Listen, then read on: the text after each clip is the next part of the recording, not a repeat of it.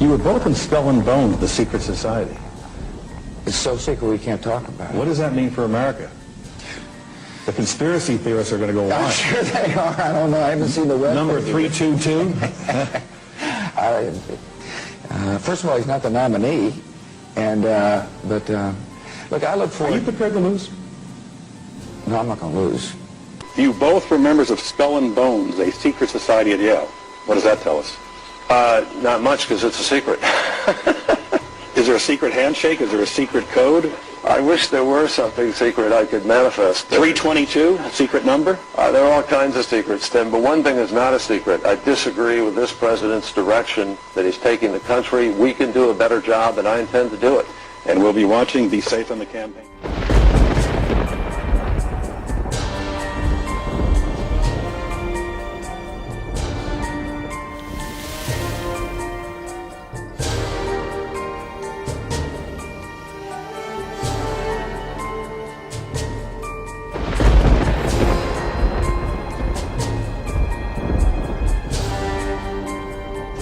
The New World Order really consists of three aspects.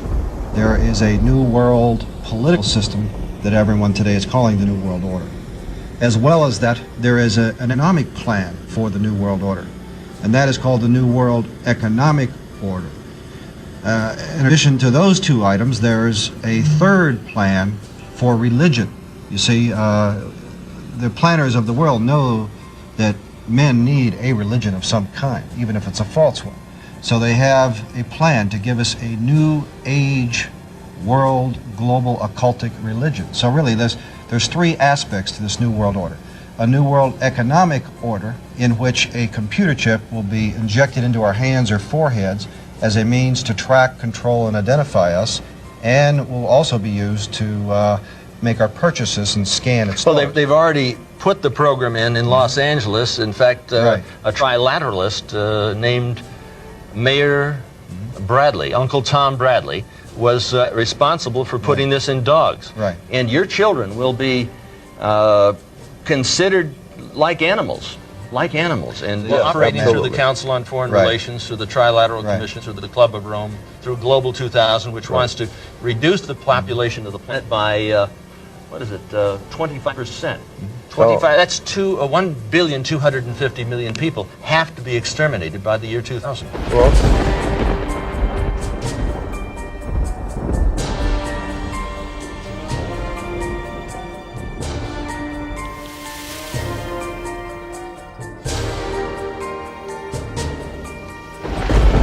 it's time to bring it on with some of your email questions. Pat, this first one is from Margie, who says, Pat, do you believe that there would ever be a one-world religion? What are your thoughts about this?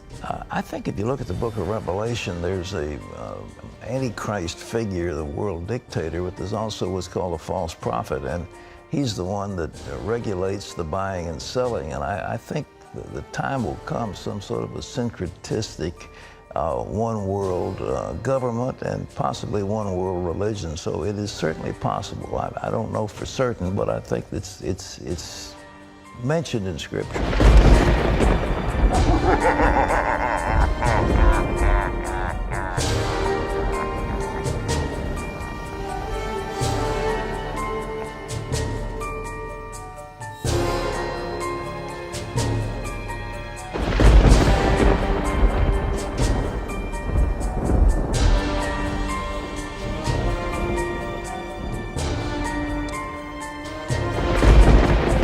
La mayor parte de los habitantes del planeta se declaran creyentes. Esto debería provocar un diálogo entre las religiones.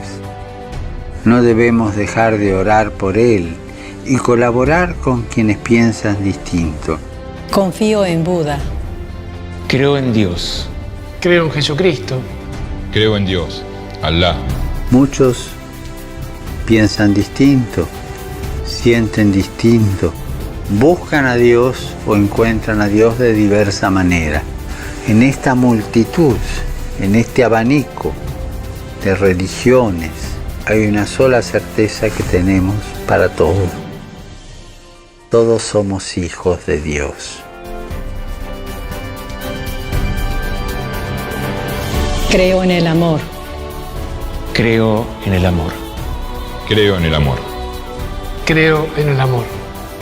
Confío en vos para difundir mi petición de este mes. Que el diálogo sincero entre hombres y mujeres de diversas religiones conlleve frutos de paz y justicia. Confío en tu oración.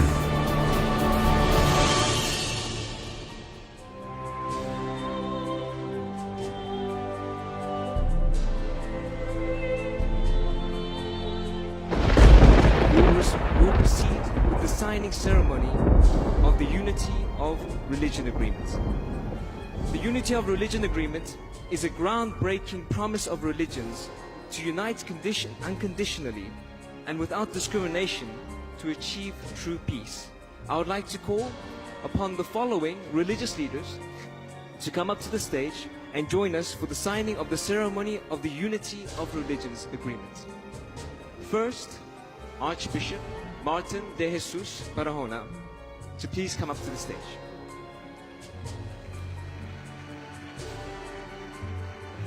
Also, a representative of Holiness Sharukirti Panditak Haryavari Aswam Swati Sri Bataraka to come to the stage. Also, from the Islam Shia faith, El Sharif Muhammad Hassan El Armini to come to the stage. From the Hinduism faith, His Holiness Swami Shidananda Saraswatiji Maharaj, the Guru of India.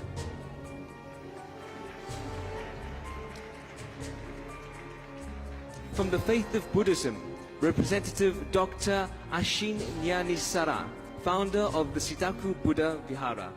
Would you please make your way to the stage? From the Catholic Church,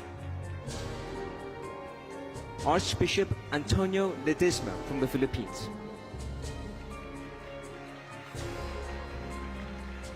From the Anglican Church, Archbishop Patricio Enrique Viveros Robles.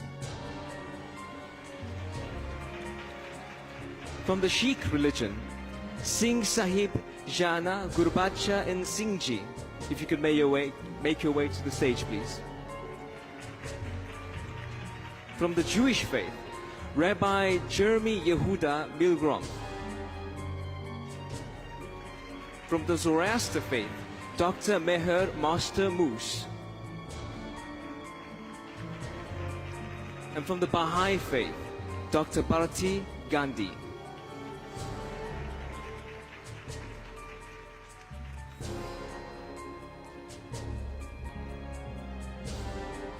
While the proceedings continue on stage, we will conduct the signing ceremony of the agreement to propose the enactment of an international law for the cessation of war and world peace just below stage with our delegations.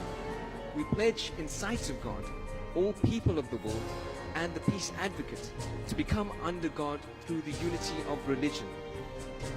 We hereby acknowledge that we must be recreated through God's seed so that we might be recognized as the family of God, and in that likeness shine an eternal light upon the earth, loving our neighbors as ourselves.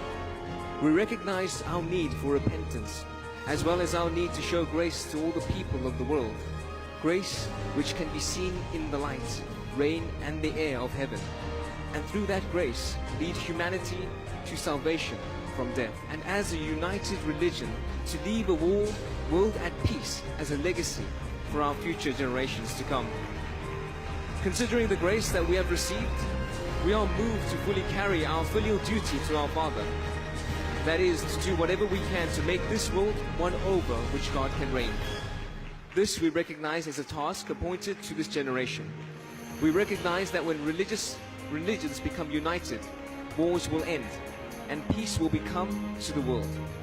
This has been the will of God and the purpose of religion for the past 6,000 years. Therefore, I hereby sign this agreement in sight of God, all people of the world, and peace advocates.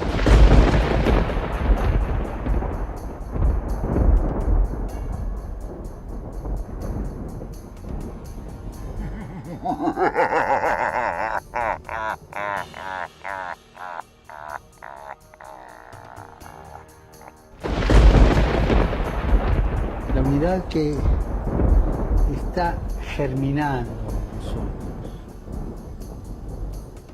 La unidad que comienza sellada por un solo bautismo, el que todos tenemos.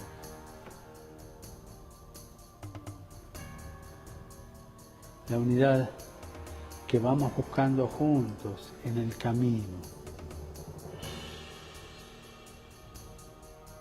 La unidad espiritual de la oración, los unos por los otros. La unidad del trabajo conjunto en la ayuda de los hermanos, de los que creen en la soberanía de Cristo. Queridos hermanos, la desunión es una herida en el cuerpo de la Iglesia de Cristo. Y nosotros no queremos que esa herida permanezca. La desunión es obra del padre de la mentira, del padre de la discordia, que siempre busca que los hermanos estén divididos.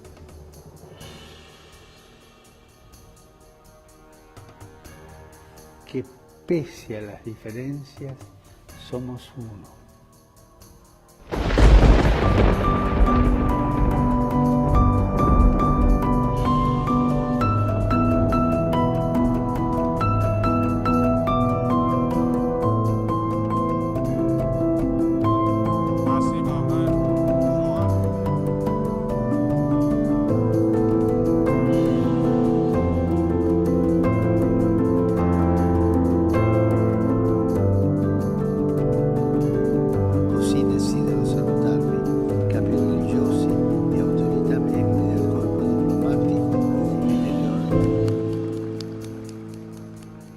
Our guest, Dr. Mark Hitchcock, has written a marvelous book called Blood Moons Rising.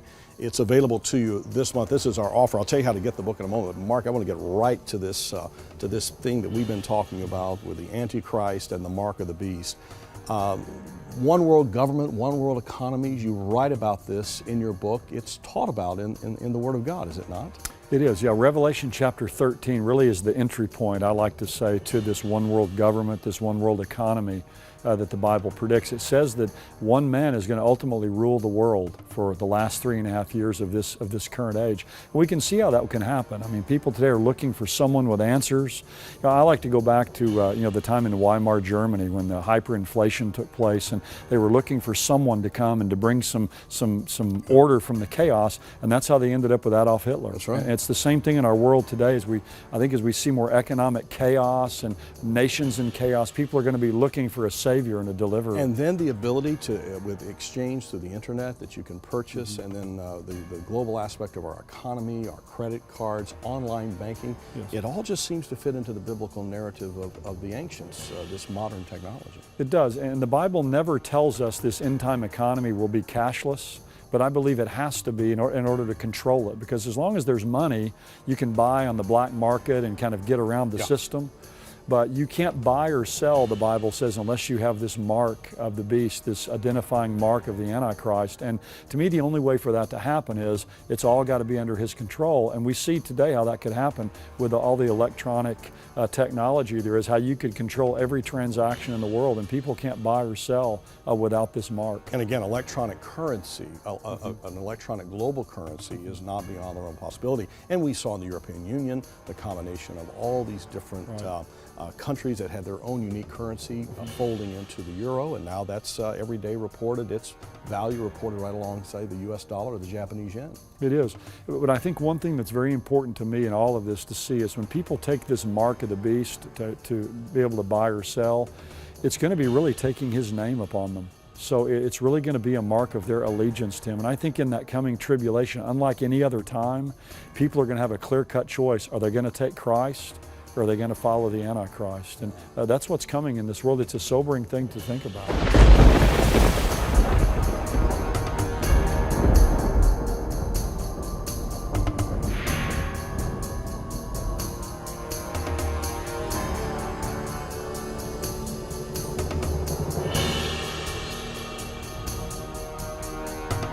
Central banks around the world have been researching and talking about the cost benefits and the notion of a central bank kind of digital currency. Now, my position has always been that there will be a digital currency. My opinion has always been that it's going to come out of the IMF, because the IMF already has it, has already been working on it. And the IMF is going to be the leader in taking us in to a one world government, because my thesis that has been, and I wrote about this in 2009, has been the currency is going to be the thing that's going to usher in the one world government. That, you know, we know how the story's going to end. It's going to be done on currency.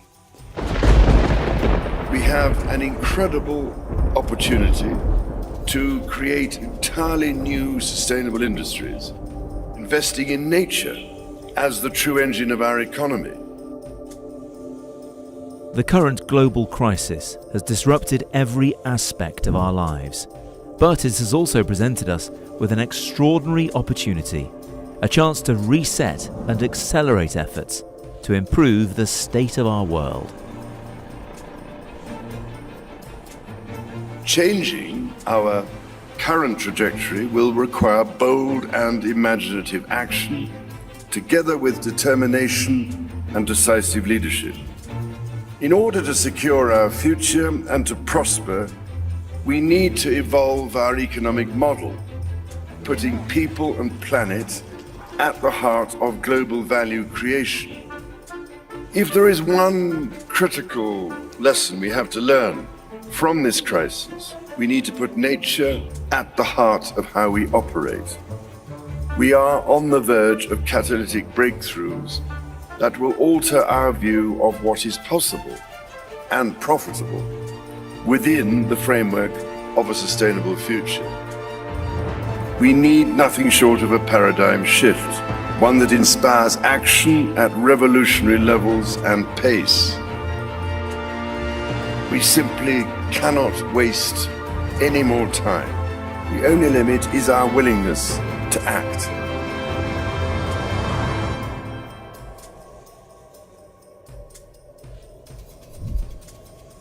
And the time to act is now.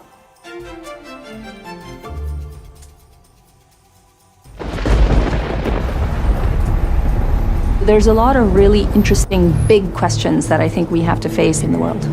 Helping answer some of those big questions, providing a platform for others to answer those big questions. This is now an open space for a lot of our constituents to truly drive forward their own actions.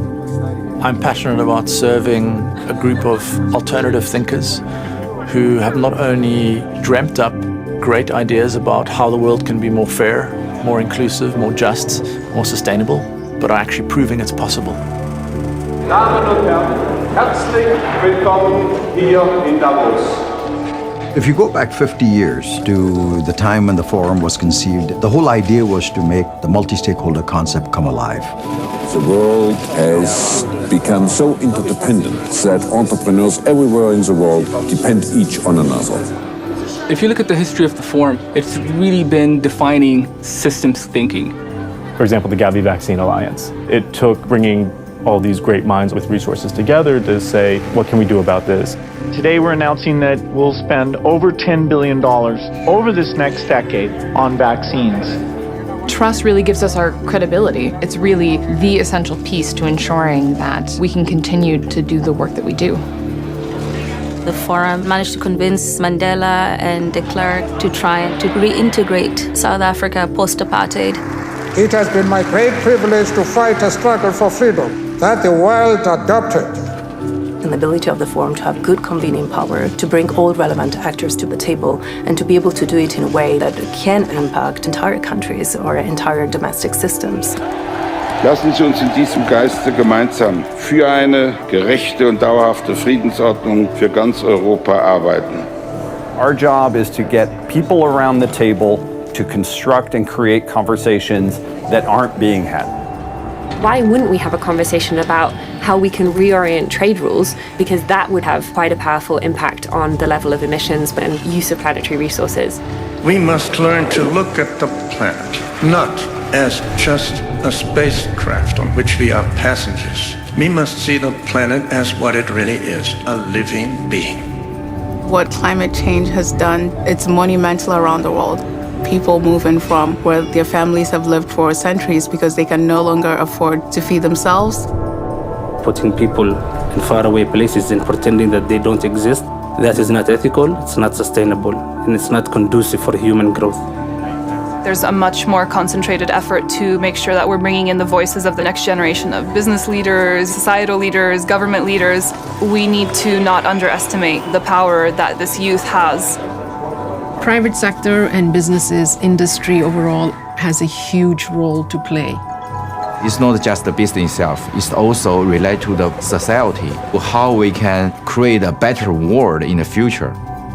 We are working together with companies to think about AI and ethics, but also to recognize what human-centered design really means. We have the Center for Fourth Industrial Revolution to discuss technology governance. We always put humanity and human in center. And that's where the forum is at its best. It's as a way to shine a spotlight of where the world community could be headed. We have the incredible potential of the information technologies, of the ways of communicating. We're only at the beginning of recognizing how far that is going to change our lives. Each one of the Fourth Industrial Revolution technologies has that potential to create a society that's more positive, that's more sustainable, that's more inclusive. If we can accelerate the formulation of a solution for a rare disease or climate or access to healthcare by a single day, it means a lot to a big chunk of the world population. Light आ गया, कैसा लग रहा है? बहुत अच्छा लग रहा है और अपने काम करने को बहुत अच्छा लग रहा है. This is about shaping the trajectory of our planet, being that credible, neutral platform that is trusted to bring these stakeholders together and provide them guidance that they're willing to implement. Valuing equally that lots of different people might have a contribution to give. Because it often is some of those sort of rare ideas that are coming from an unexpected place that happen to be the game changers.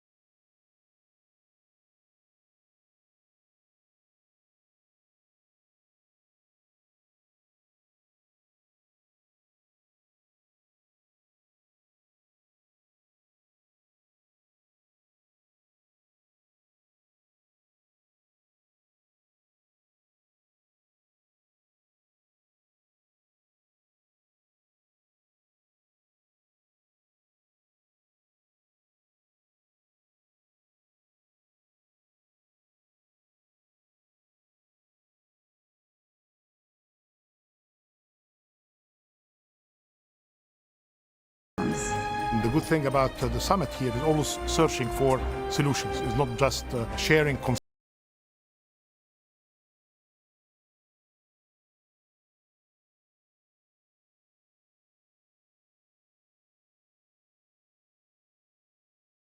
Swiftly when the pandemic hit, and I promise you, we are there for our members who need us now.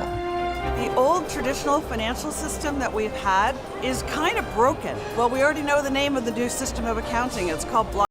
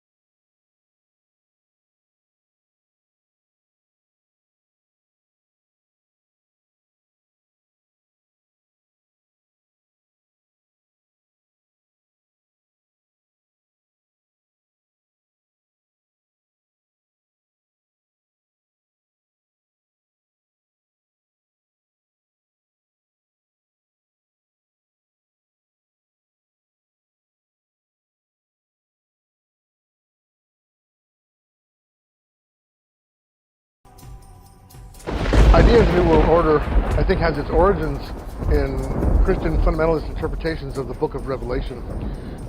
It's a conspiracy of elites, global elites, who will plot to take over the earth and establish a dictatorship. And part of that dictatorship will be a one world financial order. So that one world order is a political and economic and religious entity which will come to dominate the earth during the end times, the last days. The concept of the New World Order has roots going back hundreds of years. Ideas of the Illuminati and the Masons, secret societies which were involved, covertly involved in politics. But in the present form, it really takes off after World War II with the establishment of the United Nations. Focus on the TSA comes from a belief that 9/11 attacks were orchestrated as part of a conspiracy to establish a police state. And that police state would begin with safety, public safety, homeland security, forcing us to accept new kinds of searches and violations of privacy which were never possible before. We have had people believing in these ideas of apocalyptic and conspiracy theories for centuries, but with the internet we have not only a means for the rapid spread of these beliefs, but the hybridization of them, so that they now take many forms. One of the most disturbing aspects of New World Order beliefs is that they are no longer the province of a crackpot fringe. It seems that more and more people on left and right have come to accept this notion that the global elites are manipulating us and taking away our rights and plotting to, or conspiring to, abrogate national sovereignty and establish a one-world state. That the American government has created weather tampering techniques so that the New World Order will be able to starve millions of Americans and to control the rest. Would you explain what you were trying to say? Well, what I was trying to say is exactly what I said. There is weather control techniques. We have a complete package on that, which I did not bring, but I certainly will see to it that it is brought in for the record. Number one, the entire patents on the equipment. Number two, Senator Claiborne Pell's complete statement and story of his own that not only does it exist, but that we even utilize it as far back as the Vietnam War. You might want to touch base with Senator Pell. I just want... When if somebody had told me that that equipment even existed 10 years ago, I would have thought they were nuts, sir. And at this point in time, we have all the documents to prove it. And if you think that 85 tornadoes takes place in the middle of our growing area by simultaneous accident, I'm sorry. With the equipment that's already set up internationally, and as bizarre as that is, it is proven and documented. I would say that weather wars, and this is quoting actually Senator Claiborne Pell himself, that they are the greatest weapon ever created in the world, and that's the senator's own statement. The development of a weather satellite to control the weather, and he who controls the weather will control the world.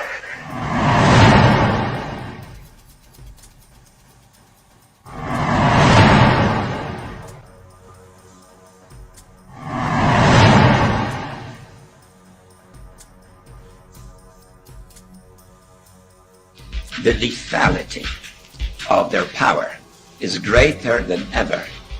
Their capacity to impose control over the politically awakened masses of the world is at a historical low. I once put it rather pungently, and I was flattered that the British Foreign Secretary repeated this, as follows. Namely, in earlier times, it was easier to control 1 million people, literally. It was easier to control 1 million people than physically to kill 1 million people. Today, it is infinitely easier to kill 1 million people than to control 1 million people. Today, it is infinitely easier to kill 1 million people than to control 1 million people. Today, it is infinitely easier to kill 1 million people than to control 1 million people. It is easier to kill than to control.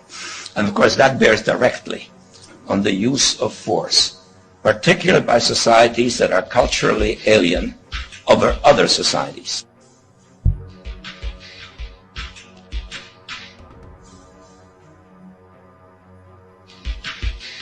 Coming up next, we go to Maxwell Air Force Base in Montgomery, Alabama for a speech by President George Bush.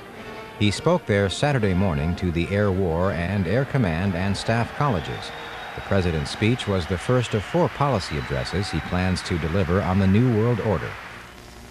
So you see, I think there's something of a historic magic that's about to take place here today, and I just didn't want any of you to miss it. Please help General McPeak and me welcome a brother-in-arms, our Commander-in-Chief.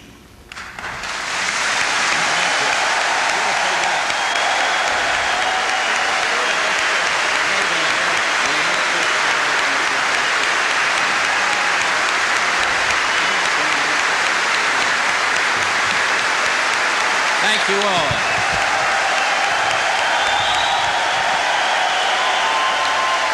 Thank you very, very much.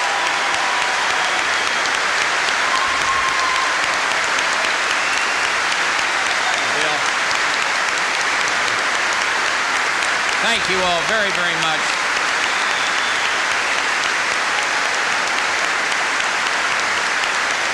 Institutions of freedom have lain dormant.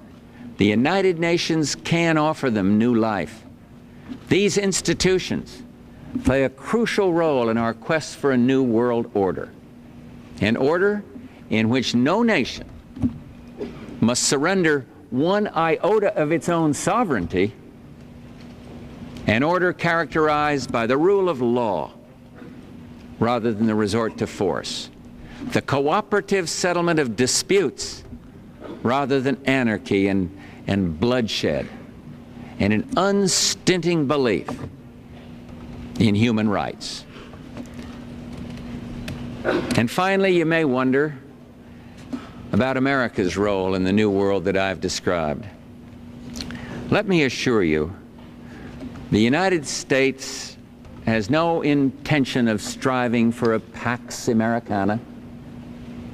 However, we will remain engaged. We will not retreat and pull back into isolationism. We will offer friendship and leadership. And in short, we seek a Pax Universalis, built upon shared responsibilities and aspirations.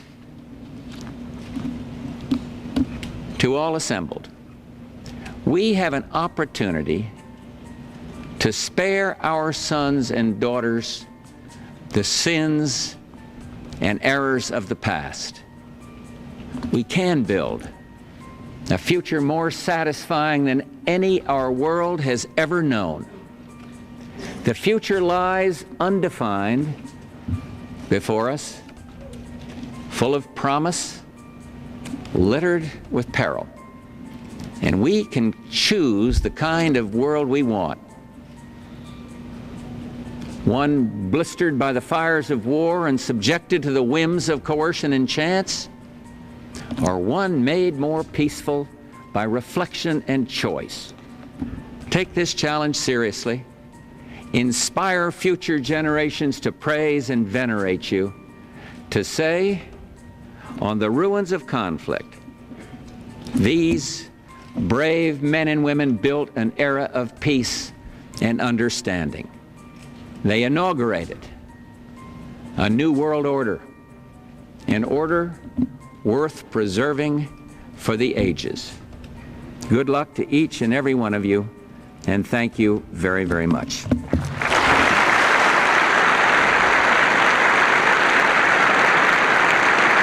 In the coming weeks, I'll be talking in some detail about the possibility of a new world order emerging after the Cold War. And in recent weeks, I've been focusing not only on the Gulf, but on free trade, on the North American Free Trade Agreement, the Uruguay Round, trade negotiations, and the essentiality of obtaining from the United States Congress a renewal of fast-track authority to achieve our goals. But today, I want to discuss another aspect of that order, our relations with Europe and the Soviet Union. Twice this century, a dream born on the battlefields of Europe died after the shooting stopped. The dream of a world in which major powers work together to ensure peace, to settle their disputes through cooperation, not confrontation. Today, a transformed Europe stands closer than ever before to its free and democratic destiny. At long last, Europe is moving forward, moving toward a new world of hope. At the same time, we and our European allies have moved beyond containment to a policy of active engagement in a world no longer driven by Cold War tensions and animosities. You see, as the Cold War drew to an end, we saw the possibilities of a new order in which nations work together to promote peace and prosperity. I'm not talking here of a blueprint that will govern the conduct of nations or some supranatural structure or institution. The New World Order does not mean surrendering our national sovereignty or forfeiting our interests. It really describes a responsibility imposed by our successes. It refers to new ways of working with other nations to deter aggression and to achieve stability, to achieve prosperity, and above all, to achieve peace. It springs from hopes for a world based on a shared commitment among nations large and small to a set of principles that undergird our relations: peaceful settlements of disputes, solidarity against aggression, reduced and controlled arsenals, and just treatment of all peoples. This order, this ability to work together, got its first real test in the Gulf War. For the first time, a regional conflict, the aggression against Kuwait, did not serve as a proxy for superpower confrontation. For the first time, the United Nations Security Council, free from the clash of Cold War ideologies, functioned as its designers intended, a force for conflict resolution and collective security. In the Gulf, nations from Europe and North America, Asia and Africa, and the Arab world joined together to stop aggression and sent a signal to would-be tyrants everywhere in the world. By joining forces to defend one small nation, we showed that we can work together against aggressors in defense of principle. We also recognized that the Cold War's end didn't deliver us into an era of perpetual peace. As old threats recede, new threats emerge. The quest for the New World Order is in part a challenge to keep the dangers of disorder at bay. Today, thank God, Kuwait is free. But turmoil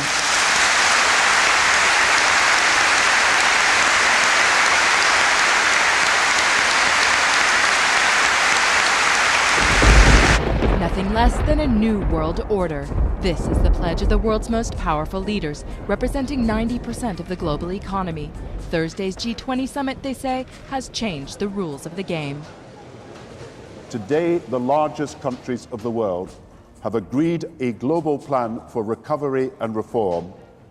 This involves the biggest interest rate cuts in history, the biggest fiscal stimulus we have ever seen, the biggest increase in resources in the history of our international institutions. A total of $5 trillion for the global economy by the end of next year, including $1 trillion for the International Monetary Fund. Staggering figures that the 20 countries, along with international institutions, agreed upon to combat the crisis. The G20 has laid out other measures, too, to firm up a financial system many say enabled the worst excesses of the past. These include an end to tax havens, stronger regulation of companies and banks, and new rules to rein in corporate bonuses. We will implement new rules on pay and bonuses at a global level that reflect actual performance, with no more rewards for failure. The G20 leaders arrived in London divided, with France and Germany holding out for tougher controls on tax havens notably. But the results have won praise from all sides. C'est au-delà de ce que nous pouvions imaginer. This is more than we could have hoped for. We are all aware that alone we can do nothing. We are all aware that we need to create new rules to build a new foundation of the system. This is what we have done. The very institutions at the epicenter of the crisis have also made their approval known. Stock markets shot up in response to the deal. We must embrace a new era of engagement based on mutual interest and mutual respect, and our work must begin now. And the president outlined his vision of a new world order in which the US would participate fully. One rooted on 4 basic principles. Non-proliferation and disarmament, the promotion of peace and security, the preservation of our planet, and a global economy that advances opportunity for all people. One of the top military people said to me in a secure meeting the other day, 60 million people died between 1900 and 1946. And since then, we established a liberal world order, and that hadn't happened in a long while. A lot of people dying, but nowhere near the chaos. And now is a time when things are shifting. There's going to be a new world order out there, and we've got to lead it. Has the liberal order been destroyed by what's happened in Ukraine? Well, it depends on the outcome. It hasn't been destroyed yet, but if the Russians are successful, then we will have to come up with a new way of dealing with conflict and international relations, and will certainly, which in turn will entail massive rearmament, because, well, if you cannot count on the various, I mean, there are a whole series of agreements, including the Helsinki Final Act of 1975, the Paris Charter, all of these agreed upon rules of how nations behave with each other. If they go out the window, then it's, si vis pacem para bellum, or exactly. If you want peace, prepare for war. What's the new world order? There are 2 things that must be done after this horrific war. One is that we need to take both the seized assets and also money the Russians put into an escrow account to rebuild Ukraine. Mm-hmm. Current estimates are $600 billion to basically restore, rebuild Ukraine. It's like $500 billion. Yes, which is a lot of money. Mm-hmm. And but we have to do that. We cannot say you can get away with this mass destruction that you have perpetrated, and you now can go on living the way you were. You're going to have to pay for all that stuff. I've heard one international expert after another say that the 21st century is really going to be the conflict between the United States and China. Are they right? Well, that is the defining battle of the 21st century, not what's happening in Ukraine. There are no other contenders. Cooperation of a lot of other animals. tigers, monkeys, and so on. Are you on the US or the Chinese side? Because now, progressively, a lot of people would like to see there are two orders in this world. This is a huge mistake, even for both the US and China. We need a single global order. Therefore, let me say we have two possible ways ahead. We can choose isolationism, withdrawal, and nationalism. This is an option. It can be tempting to us as a temporary remedy to our fears. But closing the door to the Word will not stop the evolution of the Word. It will not douse but inflame the fears of our citizens. We have to keep our eyes wide open to the new risks right in front of us. I'm convinced that if we decide to open our eyes wider, we will be stronger.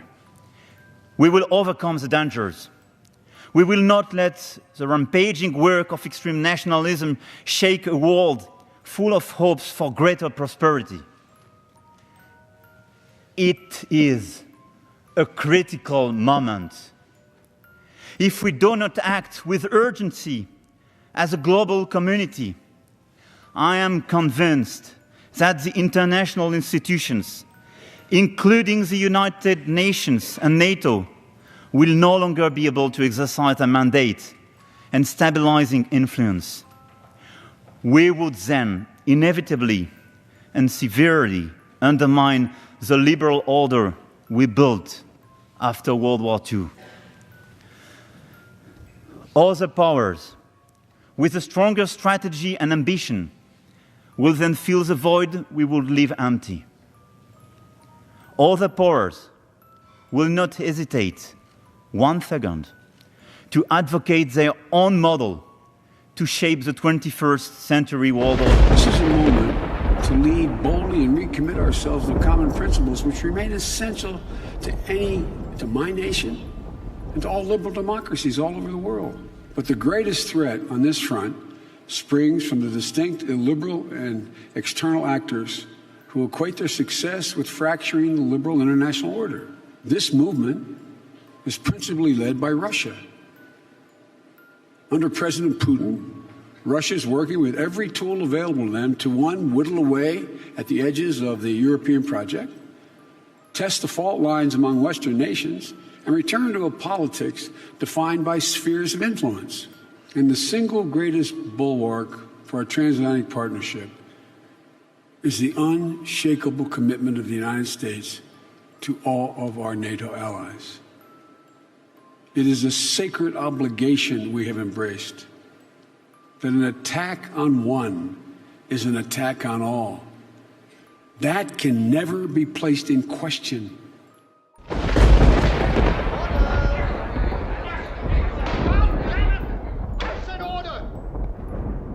You know, Nietzsche says, out of chaos comes order. Oh, blow it out your ass, Howard.